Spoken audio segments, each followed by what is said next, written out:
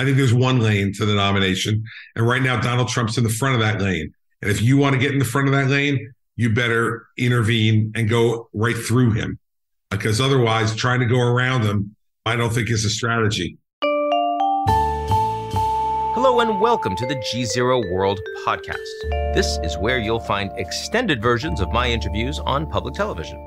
I'm Ian Bremmer, and I'm sorry to be the bearer of bad news, but election season in America is already well underway. And with months to go before the first primary ballots are cast, the candidates are declaring, the rallies are starting, the cringy political ads are airing, and we're already tired. Joe Biden being the Democratic nominee is pretty much a foregone conclusion. I mean, unless, the dude is 80. But the Republican race is a lot more interesting. No matter what ends up happening, the GOP nomination will have some notable firsts. A former president under criminal indictment, a former vice president who refused to subvert an election, the most politically experienced woman to run ever as a Republican, and a very popular governor who's publicly feuding with Mickey Mouse. At a time when the grand old party is going through an identity crisis, how will nominees stand out in a crowded field? What are Republicans' priorities for 2024? Can we hope for anything besides a Biden versus Trump repeat? I'm talking about all this and more with my guest, rumored Republican candidate and former New Jersey governor, Chris Christie. Let's get into it.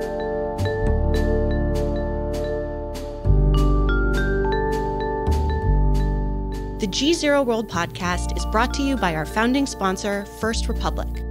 First Republic, a private bank and wealth management company, places clients' needs first by providing responsive, relevant, and customized solutions. Visit firstrepublic.com to learn more. GZERO World would also like to share a message from our friends at Foreign Policy. An endangered porpoise, a fish whose bladder fetches tens of thousands of dollars on the black market. The highly desirable and delicious colossal shrimp. Travel to the Gulf of California on a new season of The Catch, a podcast from Foreign Policy and the Walton Family Foundation. You'll hear about the tension local fishermen face in providing for their families and protecting marine habitats, and your role in returning balance to the environment. Follow and listen to The Catch wherever you get your podcasts.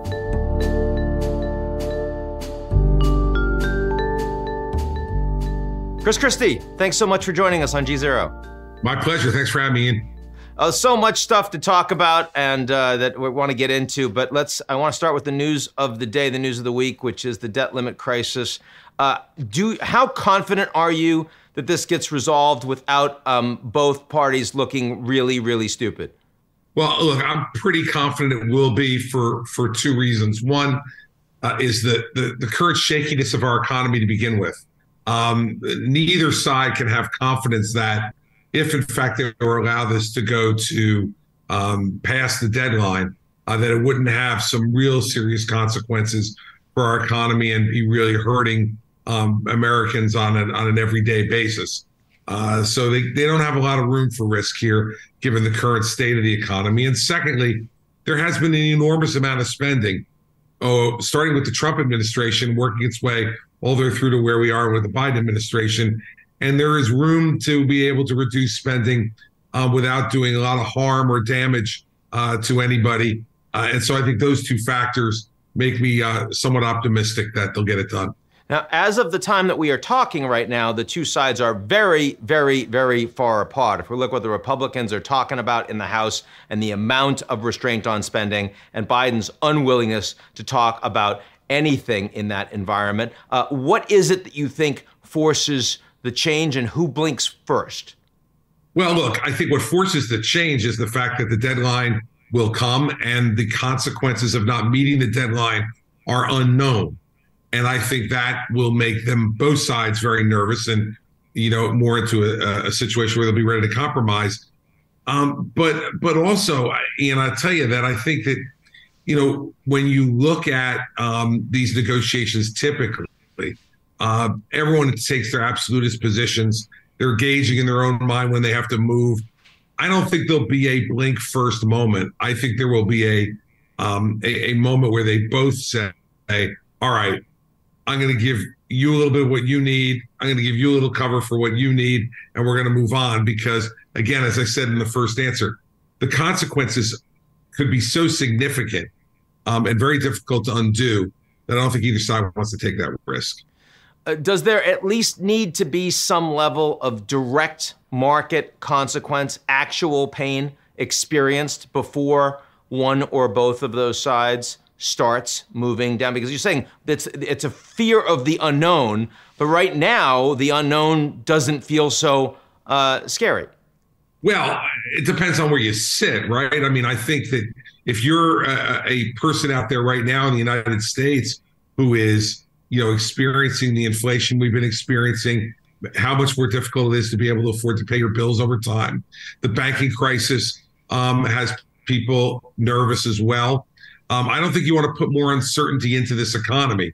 So I think it's that will drive them to getting to a conclusion. But obviously, these are human endeavors, and human beings can make mistakes, and we could wind up having that happen. I just don't think it's likely that it will.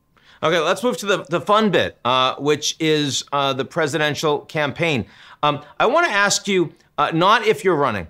I want to ask you if you were just Chris Christie watching yourself on TV over the last few weeks with the comments that you've made, the statements when you made, would you say, hey, that guy sounds to me like he's running? What I'd say is, that guy has something to say.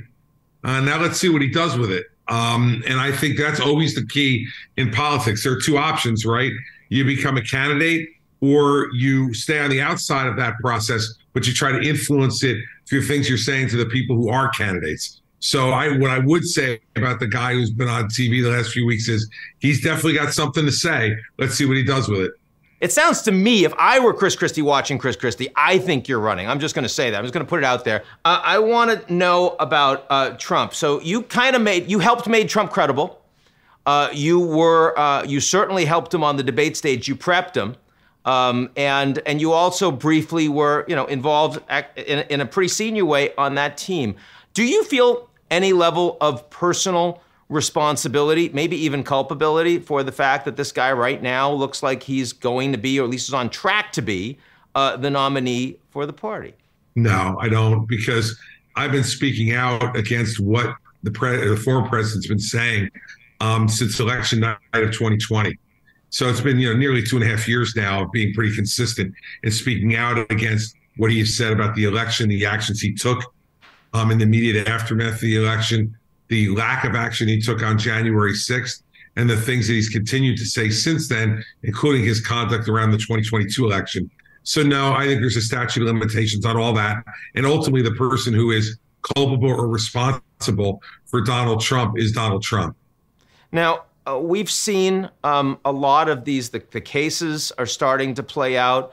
He's already been arraigned in, perhaps the least serious of them, but nonetheless something you don't want to see for a former president. Now, I know when you and I have talked about this, you've said, hey, on balance, better not to be indicted and arraigned than to be if you're running for president. I understand that. But when I look at the polls for Trump since then, they seem to be improving. In fact, the most recent show Trump in a heads-up against Biden from Washington Post, winning by a reasonable margin. What is going on here, Chris? Well, there's been no campaign yet, Ian. So I think what you see right now is that Joe Biden's been in the news and on TV much more than Donald Trump has been. And what that means when you're dealing with Donald Trump and Joe Biden is the more exposure they get, the worse they get in polling.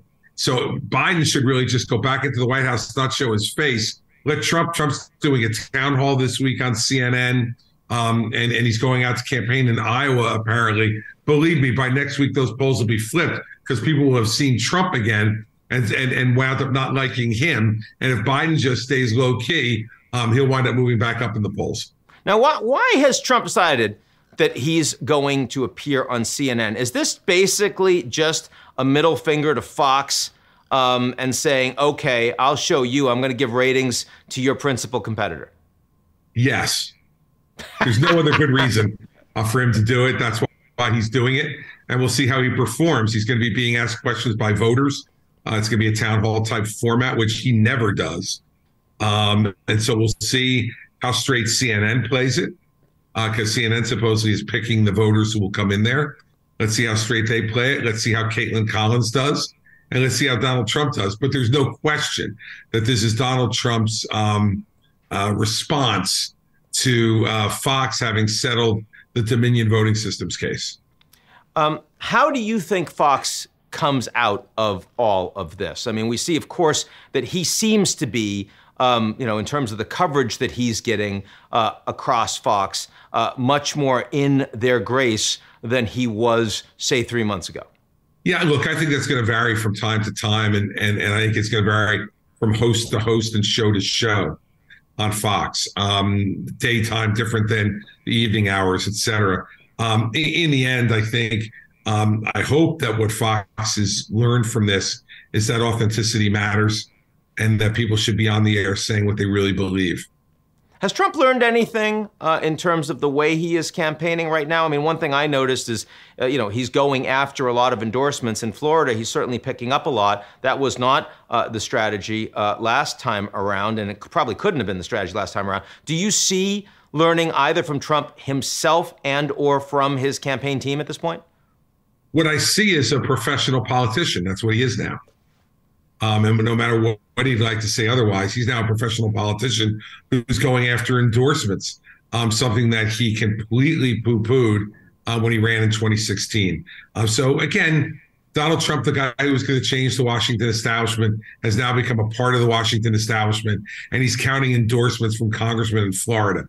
Look, the real reason he's doing that, Ian, as you well know, is to try to intimidate and embarrass Governor DeSantis. Yeah, that's his goal. Believe me, he could care less about those people who have endorsed him. He doesn't believe there's any value to their individual endorsement, except to embarrass DeSantis. I would say conventional wisdom in the Republican Party, tell me if I'm wrong, 3 months ago was that if Trump gets the nomination and if he wins, he's going to have a team of clowns around him as opposed to a team of very competent people, mostly, last time around because of everything that's happened since. It feels to me that that is increasingly shifting towards, if he gets the nomination, almost all of the GOP, yourself excluded notably, would be aligned with him. Is that wrong? I think it's much too early to tell because there's going to be a campaign that's going to, come in the midst of all that. And how he conducts himself and what he does will determine a lot of the way people feel. But I think that given the way he's treated the people that have worked for him over time, whether it's, Ryan Priebus or John Kelly or Mick Mulvaney or H.R. McMaster or John Bolton in the White House team, or Anthony Scaramucci, for that matter, who he gave 11 days to, or have been members of his cabinet, and what he's called them afterwards, the things he said about Elaine Chao, the things that he has said about Betsy DeVos, the things that he said about Mick Mulvaney, all who were members of his cabinet. I think there's going to be a lot of people who would be very reluctant to ever work for someone like that again. And it's the reason why I never took a job from him. You've got like a running grievance list there. We could do Festivus just on the people that are annoyed with Trump at this point. By the way, it's a short list. I didn't give you all the names. No, that's fair enough.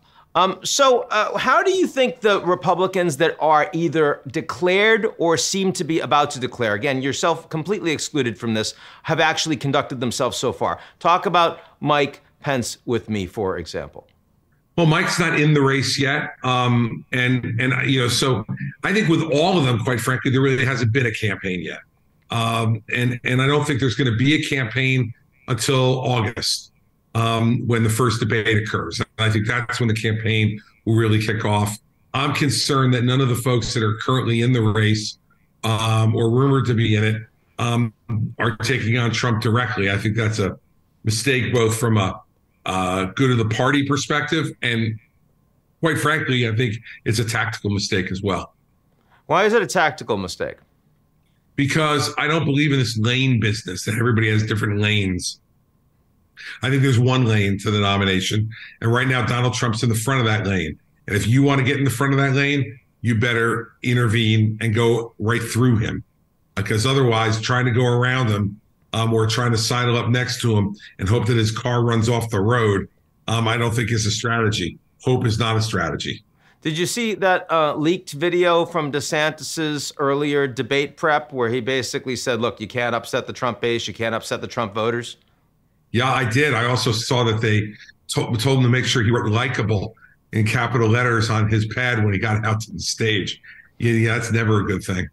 Yeah, he has not come across as a retail politician so far. Not as far as I can tell. Okay, so leaving aside Trump for a moment, which is always fun to do, can we talk about policy and where you think the GOP needs to be on policy that they are not right now? Sure. I mean, look, there's a number of things. We've got to get back to being the fiscally responsible party.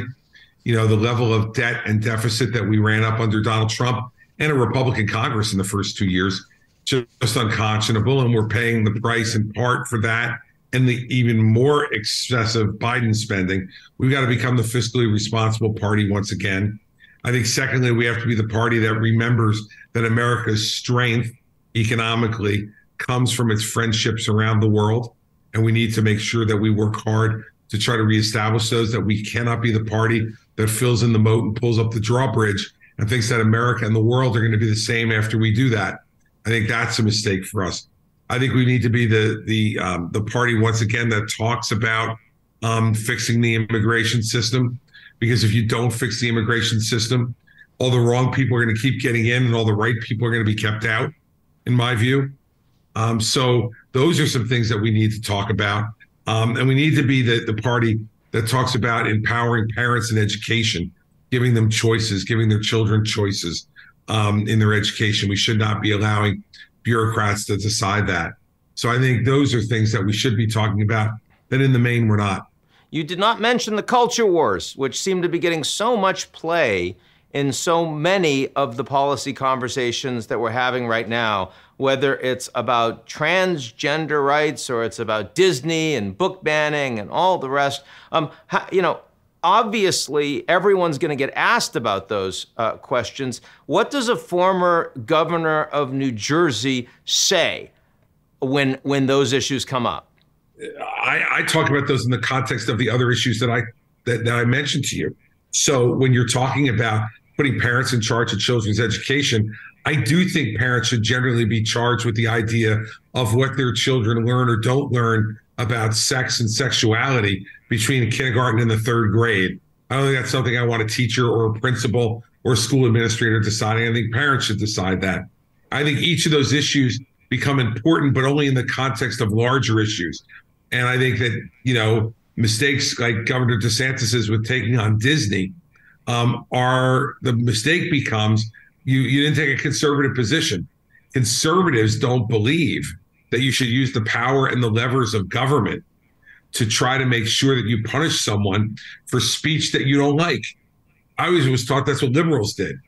And so when you take those kind of anti-conservative positions, like he did on that, those are things that I'll talk about in those contexts. They're important, but in and of themselves, I think you can't look at those things. You have to look at them as part of how do they affect an individual part of, let's say, our business community and how this woke business is affecting them, and then our educational community and how it's affecting them.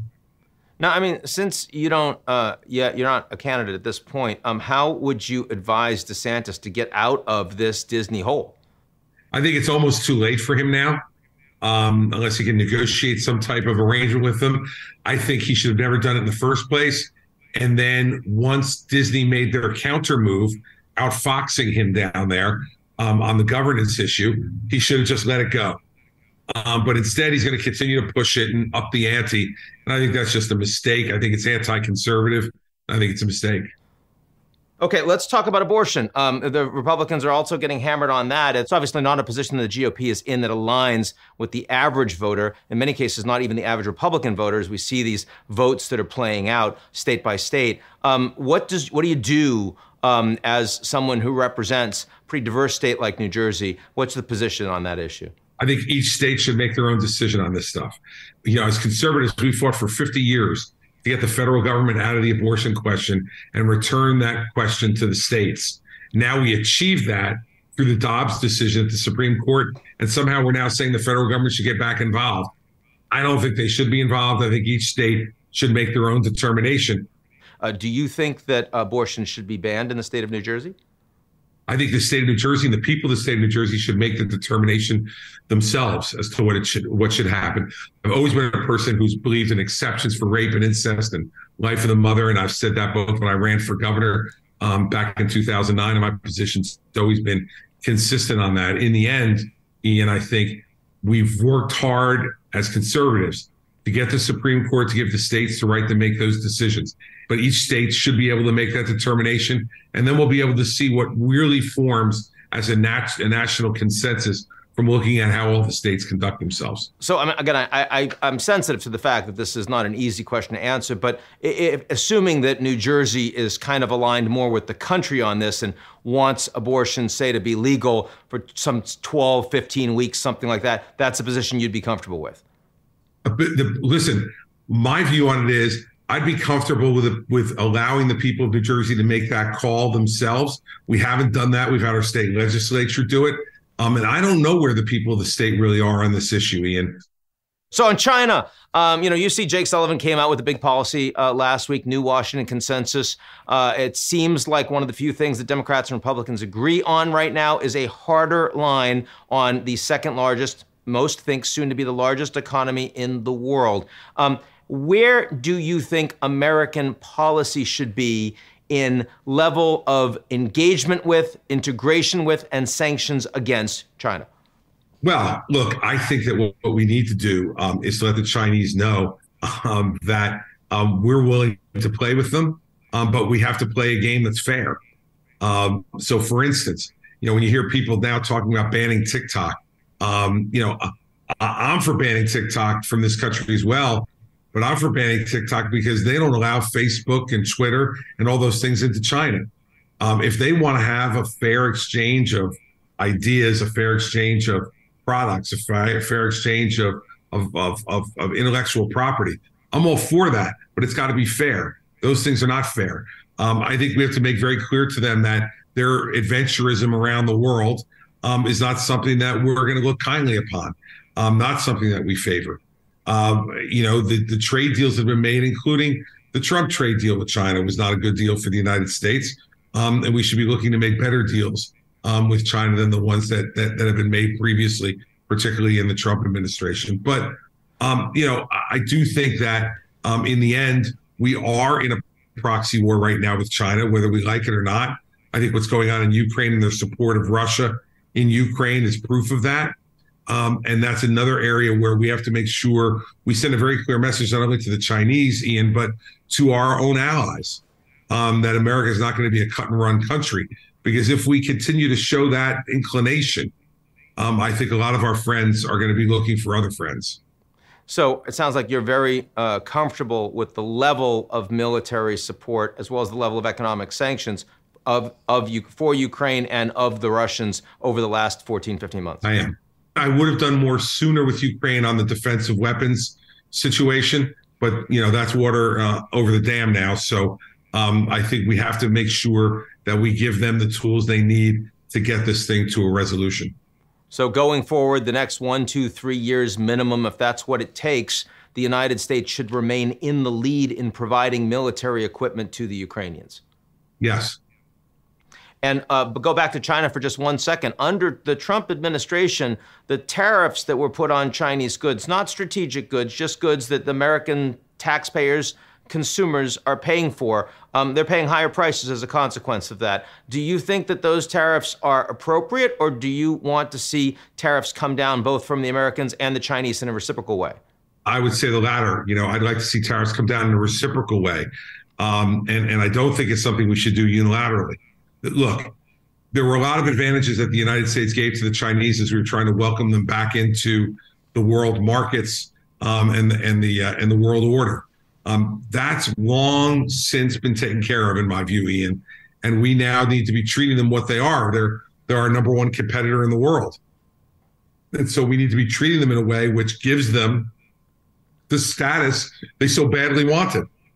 And when you're dealing with people who are of relatively the same economic strength as you, what you need to do is to negotiate with them head to head and fairly, not with giving advantages away to them like we did back in the early part of the relationship.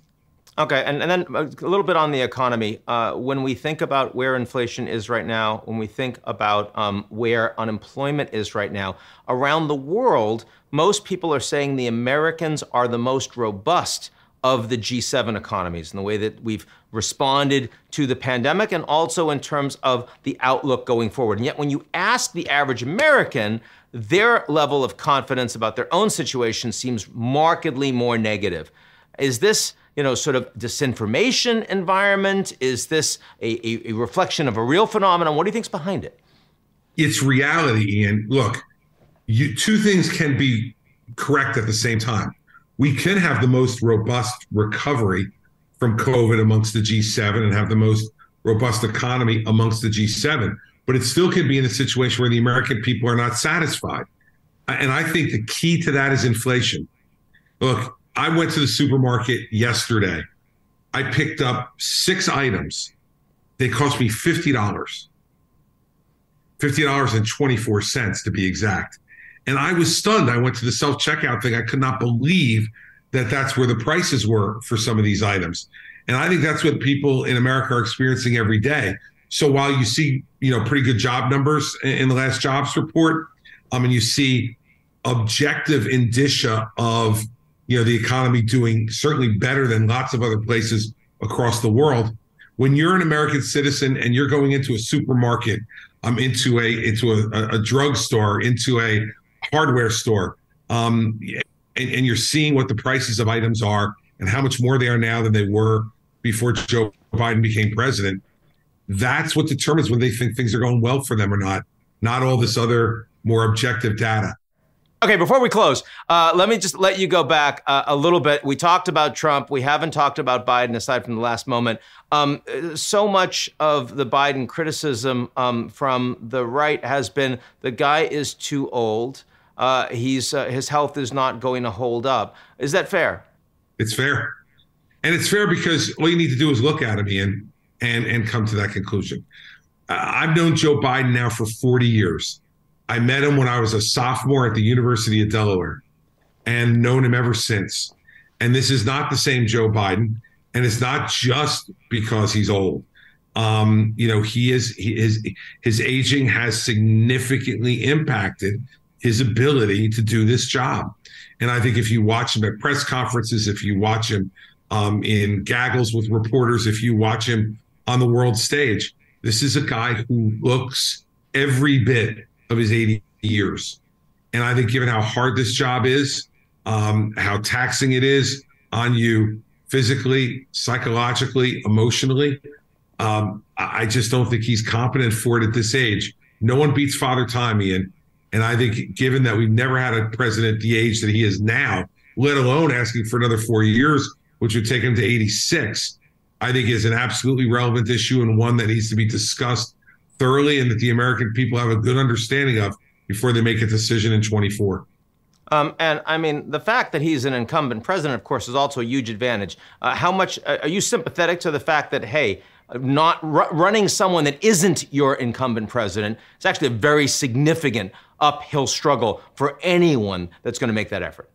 Oh, absolutely. Look, over the last 25 years, no, it's actually 30 years now, in the United States, only 4 incumbent governors have been defeated over that 30-year period. And I was someone who beat one of those incumbent governors over that period of time. And I went through it and know how hard it is to defeat an incumbent. It's very difficult. And whether it's an incumbent governor or an incumbent president, that's very difficult. But we've seen it done. We've seen Donald Trump beaten 3 years ago now. Almost. We saw, George Bush 41 defeated. And just in my voting lifetime, we've seen Jimmy Carter defeated as well. So we've seen it happen. But you are right. Americans tend to like their presidents for 2 terms. And so it'll be a tough race if Joe Biden is in it for any Republican. But it's certainly doable. And having done it before at the gubernatorial level, I know how hard it is. But I also know they wouldn't be calling me governor if I hadn't done it. So you're a fighter. If you're in the ring with Donald Trump as we look forward to the GOP nomination, what's his glass jaw? Where's he most vulnerable? Look, I think that he failed in so many of the things that he promised he would do. This is a guy who said he would repeal and replace Obamacare. He had a Republican Congress. He didn't get it done. This is a guy who said he was going to build a wall across the entire border with Mexico. He got nowhere near getting it done. He said that Mexico would pay for it. We're still waiting for our first peso on that one. He said he was going to balance the budget in 5 years. He left with the worst deficit any president's ever left with. He was going to, retire the national debt in 8 years. We're at $31 trillion. I mean, and he also criticized Barack Obama for playing too much golf. And he played 260 rounds of golf in 4 years. So this is a guy who did not keep a lot of the promises that he made to the American people and to Republican voters in particular in 2016. I was on that stage when he was making those promises. And if I were to run, I would hold him to account for not fulfilling them. Chris Christie, great to be with you. And I'm sure I'll see you soon. Absolutely, Ian. Thanks a lot. That's it for today's edition of the GZERO World podcast. Do you like what you heard? Of course you did. Well, why don't you check us out at gzeromedia.com and take a moment to sign up for our newsletter. It's called GZERO Daily.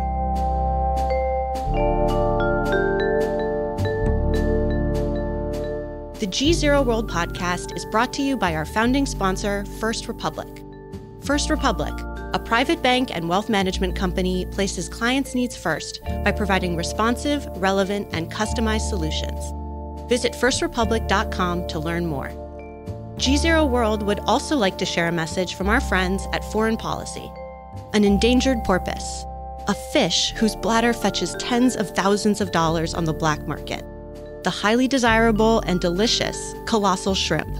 Travel to the Gulf of California on a new season of The Catch, a podcast from Foreign Policy and the Walton Family Foundation. You'll hear about the tension local fishermen face in providing for their families and protecting marine habitats, and your role in returning balance to the environment. Follow and listen to The Catch wherever you get your podcasts.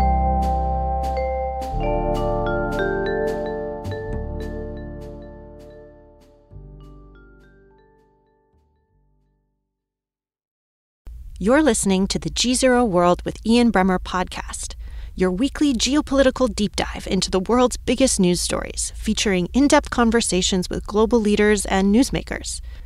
To get more of GZERO's insights on global politics every morning, sign up for our free newsletter, GZERO Daily, at gzeromedia.com.